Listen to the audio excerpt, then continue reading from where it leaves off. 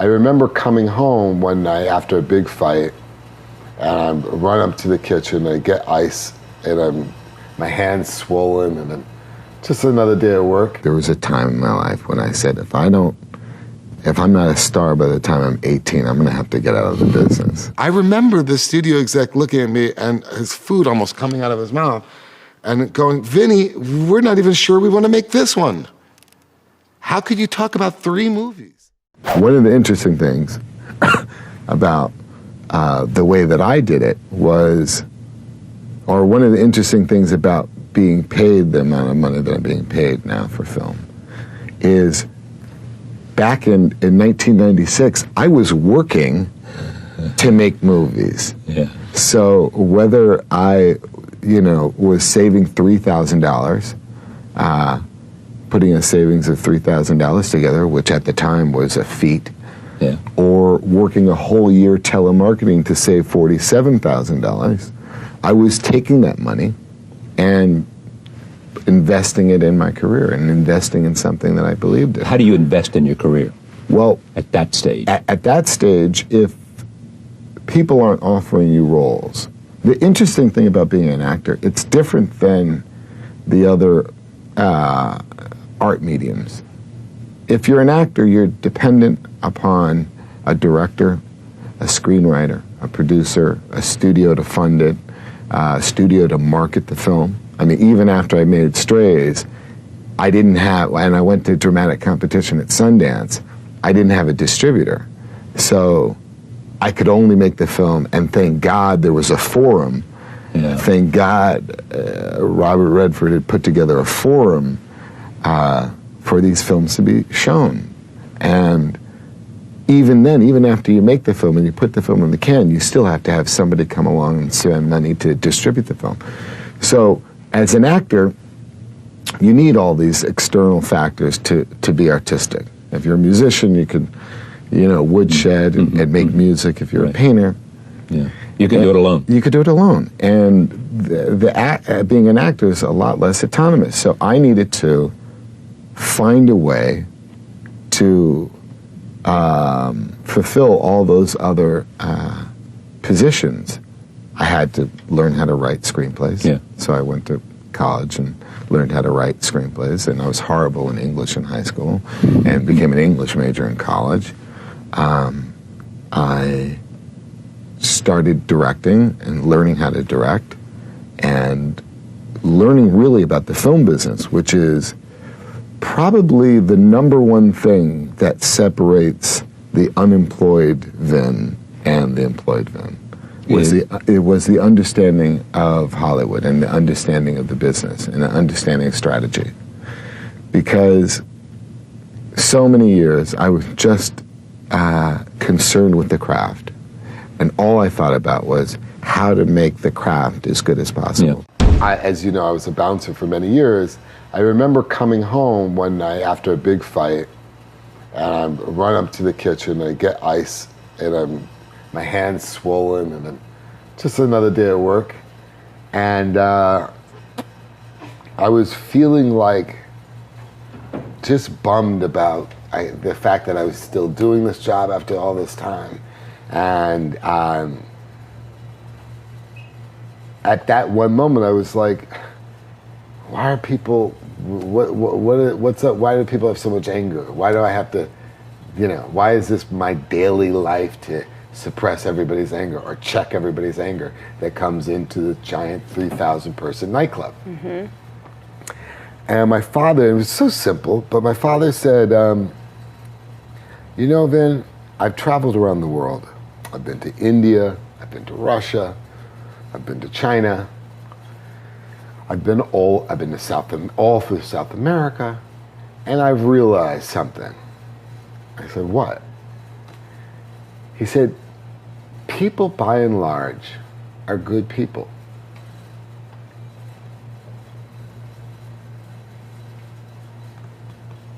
Sounded pretty simple, and yet it meant so much.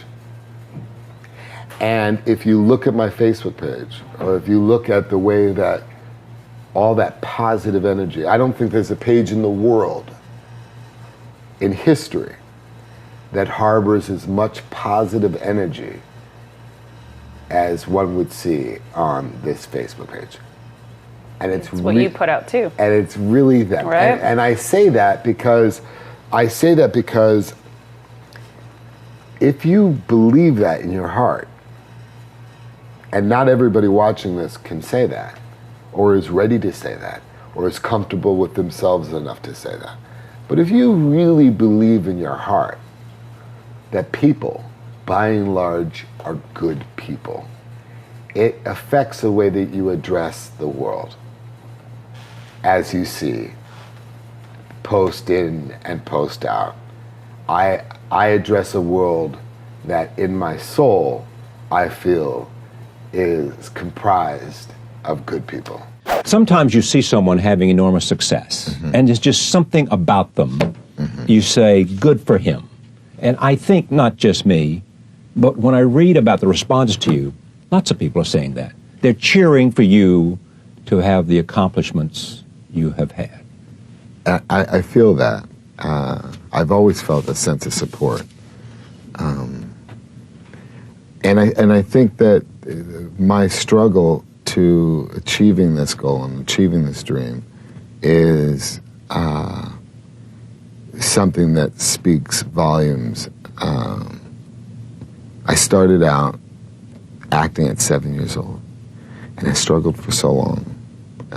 There was a time in my life when I said, if I'm not a star by the time I'm 18, I'm going to have to get out of the business. And of course, I jumped to 21, and then 25, and then I'm looking in the mirror just past my mid-20s, and I haven't received health benefits in SAG. And we all know that in the Screen Actors Guild, you got to make $7,000 in order to be eligible for health benefits. So, in fact, I didn't get health benefits until I was 30 years old. Even while I was shooting Saving Private Ryan, I wasn't covered. And I think that kind of rise to fame is something that's empowering for people. So when they celebrate that story, I think that they're also celebrating a story that's about a guy who was proactive and resourceful and did pay his dues and did struggle and persevered. And believed in himself? I think you have to. I think the only thing I had for so many years was this confidence that I held on to very tightly. Was it a difference in confidence and arrogance? I mean, oh, absolutely. You just knew that you were getting the skills necessary to be good, right. And when moment came, you'd be ready and could deliver. Right. I needed to be confident, at the risk even of being arrogant. I needed to be confident because I had nothing else.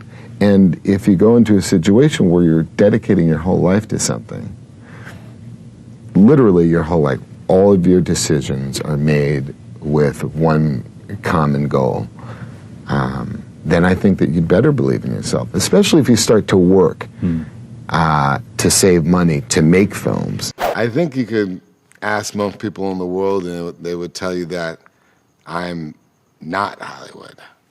And I know I was kidding. I know, but I mean, but in a good way. And it's not a bad question to ask because it's not even so Hollywood. How do you stay grounded when you have 90 million people waiting for you to say something?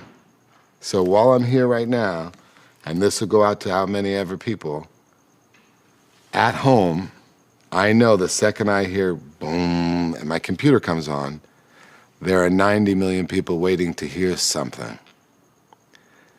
That's tricky. How do you make sense of that? What would Marlon Brando have done if he could have? Would there have been a sequel to On the Waterfront? Maybe. If there was some fan out in Texas that said, I can't wait to see another On the Waterfront. So, do you feel the pressure constantly, or family or? I do feel pressure. Family keeps you grounded. Because my toughest task is not going to be unlike that other guy's toughest task. And the toughest task is to be the best parent you can be. We all share that. But to be the best person you can be. We're all growing as individuals. We're all growing into our better selves. Those are the things that I stay focused on. I don't even know if I'm that grounded. I live in a fantasy world of scenes in my head and future. When I came here and I was about to do Fast and Furious 4, they didn't think I was grounded when I said I can shoot 3 movies at the same time. They thought I was insane, and they were like, security, get him off the lot. They never imagined it. I remember the studio exec looking at me and his food almost coming out of his mouth and going, Vinny, we're not even sure we want to make this one. How could you talk about 3 movies? Who cares what happens in 4, 5, and 6? And now, the only thing they want to know is what's going to happen after this. How surreal. Incredible. It's incredible. I've been acting since I was 7 years old, so that's always been a comfort zone. People would often ask me, what do I enjoy doing more, acting or directing, because I started my career as a director. And I would say directing offers me the opportunity to tell a story. Acting is more of a therapeutic process for me, because as a kid I was always, like most kids, curious about my identity, in search of my identity. And when you play a character, the parameters of that character and that identity are clear. There's something therapeutic about that. There's no guessing games when you fall into character. So if I'm not in character, and I'm usually in character, unlike other actors that can turn it off when the action